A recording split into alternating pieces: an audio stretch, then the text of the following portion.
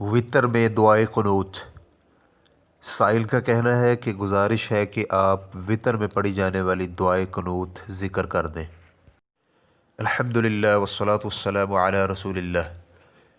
دعائے قنوت وطر کی آخری رکعت میں رکوع کے بعد ہوگی، اور اگر رکوع سے قبل بھی پڑھ لی جائے تو اس میں کوئی حرج نہیں، لیکن رکوع کے بعد افضل ہے۔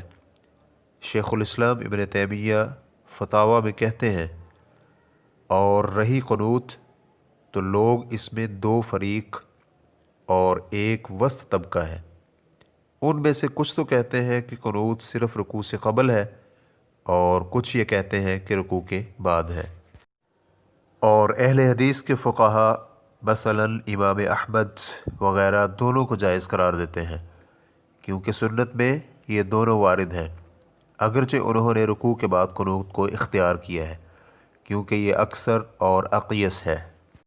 ریفرنس کے لیے دیکھیے مجموع الفتاویٰ ابن تیمیہ جلد نمبر 23 صفحہ نمبر 100۔ اور اس میں ہاتھ اٹھانے چاہیے، جیسا کہ عمر رضی اللہ عنہ سے یہ ثابت ہے۔ امام بہقی رحمہ اللہ نے روایت کی ہے اور اسے صحیح کہا ہے۔ ریفرنس کے لیے دیکھیے سنن البہقی جلد نمبر 2 صفحہ نمبر 210۔ اور دعا کے لیے سینے کے برابر ہاتھ اٹھانے چاہیے، اس سے زیادہ نہیں، کیونکہ یہ دعا ابتحال یعنی مباہلہ والی نہیں کہ انسان اس میں ہاتھ اٹھانے میں مبالغہ سے کام لے، بلکہ یہ تو رغبت کی دعا ہے، اور وہ اپنے ہاتھوں کو اس طرح پھیلائے کہ اس کی ہتھیلیاں آسمان کی جانب ہوں۔ اور اہل علم کے کلام سے ظاہر ہوتا ہے کہ وہ اپنے ہاتھوں کو ملا کر رکھے، جس طرح کہ کوئی شخص دوسرے سے کچھ دینے کا کہہ رہا ہو۔ اور بہتر یہ ہے کہ وطر میں قنوت مستقل نہ کی جائے، بلکہ بعض اوقات کی جائے، کیونکہ یہ رسول اکرم صلی اللہ علیہ وآلہ وسلم سے ثابت نہیں، بلکہ آپ علیہ السلام نے حسن بن علی رضی اللہ عنہما کو قنوت وطر میں دعا کرنے کے لیے سکھائی تھی۔ حسن بن علی رضی اللہ عنہما بیان کرتے ہیں کہ رسول اکرم صلی اللہ علیہ وآلہ وسلم نے قنوت وطر میں کہنے کے لیے کچھ کلمات سکھائے۔ اللہم اہدنی فی من ہدیت، وعافنی فی من عافیت، وتولنی فی من تولیت، وبارک لی فیما اعطیت، وقنی شر ما قضیت، فإنک تقضی ولا یقضى علیک، وإنہ لا یذل من والیت، ولا یعز من عادیت، تبارکت ربنا وتعالیت، ولا ملجأ منک الا الیک۔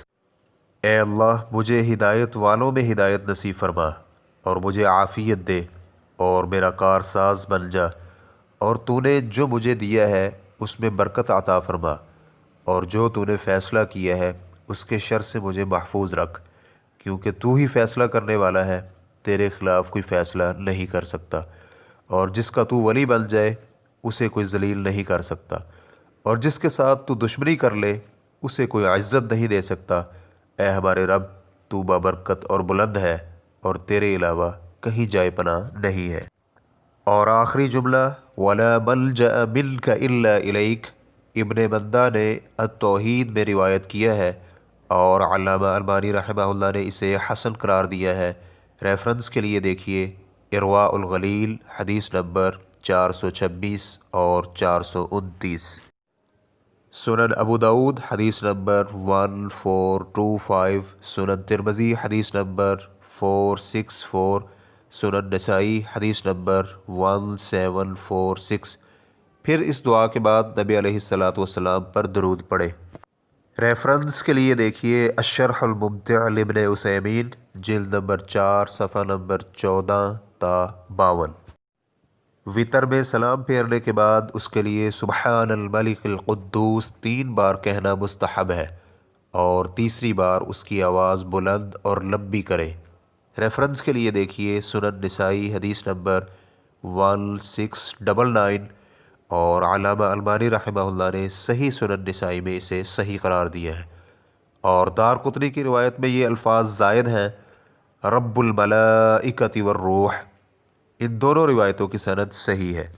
ریفرنس کے لیے دیکھیے زاد المعاد لابن القیم رحمہ اللہ جلد نمبر 1 صفحہ نمبر 337۔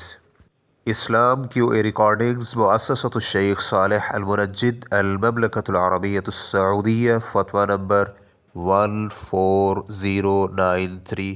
والسلام علیکم ورحمۃ اللہ وبرکاتہ۔